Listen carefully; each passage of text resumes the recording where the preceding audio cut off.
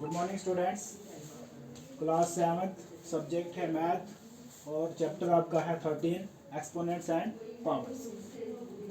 Exponents and power की आज हम करेंगे एक्सरसाइज 13.1। बेसिक जो है हमने आपको कल समझाया हुआ था, तो आज हम एक्सरसाइज 13.1 करेंगे। तो क्वेश्चन नंबर 1 है फाइंड द वैल्यू ऑफ। आपने क्या करना है, इन जो भी पार्ट्स दिए हुए हैं आपके पास फर्स्ट से फोर्थ तक, इसमें आपने क्या करना है, वैल्यूज ढूंढनी है। और ये जो है आपको सभी पार्ट्स जो है किसमें दिए हुए हैं, एक्सपोनेंट्स एंड पावर्स में।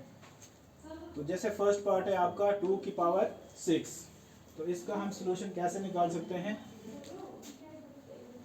आपको इमेज पे दिख भी रहा है कि कैसे किया हुआ ये 2 की पावर 6। इसका मतलब होता है कि हमने ये जो 2 है इसको हम क्या बोलेंगे, बेस बोलते हैं, और जो 6 है जो इसको हम पावर बोलते हैं, तो इसको पढ़ते कैसे हैं, 2 रेज टू द पावर 6। तो इसका मतलब हो गया कि ये 6 जो है, ये 2 जो है, इसको हमने कितनी बार मल्टीप्लाई करना है, 6 बार। तो वो हमने इधर आपको करके दिया हुआ है, तो इसको हम मल्टीप्लाई करेंगे फिर 2 × 2 और 2 × 2 × 2 × 2 × 2, मतलब 2 2 ज़ा 4, 4 2 ज़ा 8, 8 2 ज़ा 16, 16 2 ज़ा 32 और 32 2 ज़ा 64। तो ये आ गया आपका आंसर 64। उसके बाद जो भी आपके क्वेश्चन 1 के पार्ट हैं, second part, third part and fourth part, वो आपको खुद करने हैं, ऐसे ही सेम आपको करने हैं। फिर है आपका क्वेश्चन 2, जिसमें लिखा हुआ है express the following in exponential form. मतलब सीधी सीधी रकमें दी हुई है, ठीक है, सीधा मल्टीप्लाई है, इसको आपने किस फॉर्म में लिखना है, एक्सपोनेंट की फॉर्म में लिखना है, मतलब बेस और उसकी पावर होनी चाहिए। तो जैसे सॉल्यूशन सेकंड क्वेश्चन का फर्स्ट पार्ट है 6 × 6 × 6 × 6। इसमें आपने देखना है कि ये 6 कितनी बार है, तो ये 1 2 3 और 4 बार है। तो मतलब इसको हम एक्सपोनेंट फॉर्म में कैन बी एक्सप्रेस्ड एज 6 की पावर 4, ठीक है। तो इसको हम मतलब पढ़ भी सकते हैं, read as 6 raise to the power 4। तो ये आ गया आपका एक्सपोनेंट फॉर्म में। तो वैसे ही आपको क्वेश्चन 2 के पार्ट जितने भी हैं, सेकंड टू 6 आपको खुद करने हैं। फिर है आपका question 3, express each of the following numbers using exponential notion. मतलब जितने भी ये नंबर्स हैं आपके फर्स्ट टू फोर्थ पार्ट तक, इसको आपने एक्सपोनेंट फॉर्म में लिखना है। तो हमने आपको यहाँ पे करके भी दिया हुआ है, ये जो इमेज आपको दिख रही है इसमें प्राइम फैक्टराइजेशन मेथड के साथ भी किया हुआ है। तो जैसे सॉल्यूशन थर्ड का फर्स्ट पार्ट का जो आपका है 512 है, तो इसमें हमने पहले प्राइम फैक्टराइजेशन मेथड लिया हुआ है, 512 को क्या करना है, फैक्टर्स बनाने हैं। तो सबसे पहले आपको ये ध्यान रखना है कि 512 को हम इससे डिवाइड करेंगे। पहले आपको ये देखना है कि ये इवन नंबर्स है या ऑड नंबर्स है। तो अगर इवन नंबर्स है तो 2 से ये डिवाइड हो जाता है।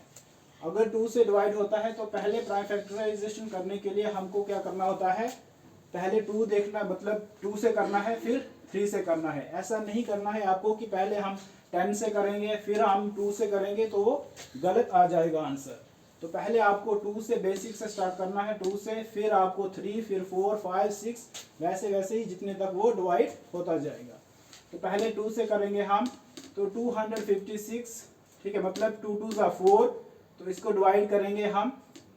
तो यहाँ पे 1 बच गया, ये 1 आगे चला जाता है, 11 हो गया, 2 5 ज़ा 10, और यहाँ पे 10 है तो मतलब 1 बच गया, 1 आगे चला जाता है, तो 2 6 ज़ा 12, मतलब ये डायरेक्ट मल्टीप्लाई है। इसको हम खुद भी मतलब दूसरे तरीके से जैसे आपको डिवाइड करना आता है आप वैसे भी कर सकते हो। वैसे ही हम 256 को 2 से करेंगे, तो 2 1 ज़ा 2, 2 2 ज़ा 4, 4 अगर इधर मतलब 5 के नीचे हमने 4 लगा दिया, तो 5 में से 4 गया, बाकी 1, तो 1 आगे चला जाता है, 16, 2 8 ज़ा 16। वैसे ही हम 2 के साथ करेंगे, तो 128, 2 ज़ा 256 होता है, फिर 64, 2 ज़ा 128, फिर 32, 2 ज़ा 64। तो ऐसे ही हम करते जाएंगे, तो ये 2 से डिवाइड होता जाएगा। तो लास्ट में जब तक 1 नहीं आएगा तब तक हमने इसको डिवाइड करते जाना है। तो इसलिए हम 512 को कैसे लिखेंगे, फिर इन सभी को हम 2 जितने भी आए ये फैक्टर्स इसके, इनको हमने मल्टीप्लाई करना है। 2 मल्टीप्लाई 2 मल्टीप्लाई 2 मल्टीप्लाई 2 मल्टीप्लाई 2 मतलब 9 बार हमने गिनना भी है इनको, ये कितने हैं 2s, और इनको तो जो वो मल्टीप्लिकेशन में 2 आएंगे उतने हमने इसको क्या लगा देने हैं पावर्स। मतलब ये जो 2 होगा इसको हम बेस रखेंगे और ये जो 9 होगा वो इसकी पावर आ जाएगी। और ये क्वेश्चन आपका किस फॉर्म में आ गया, एक्सपोनेंशियल फॉर्म में।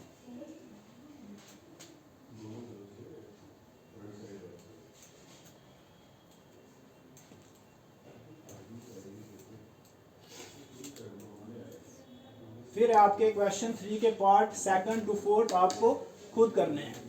आपका अब आएगा question number 4, identify the greater number wherever possible in each of the following. जितने भी ये पार्ट्स हैं आपके, इनमें आपने क्या करना है, मतलब बड़ा नंबर कौन सा है उसको आपने आइडेंटिफाई करना है, ढूंढना है जहां पे भी आपको लगता है होंगे। जैसे फर्स्ट पार्ट है आपका 4 रेज़ टू द पावर 3 और 3 रेज़ टू द पावर 4। इसमें आपने बताना है कि 4 रेज़ टू द पावर 3 बड़ा है या 3 रेज़ टू पावर 4 बड़ा है। तो कैसे देखेंगे हम सॉल्यूशन। 4 फर्स्ट पार्ट है 4 की पावर 3, इस मतलब इसका मतलब होता है कि 4 को हमने 3 बार क्या करना है, मल्टीप्लाई करना है। तो वो हमने कर दिया 4 मल्टीप्लाई 4 मल्टीप्लाई 4।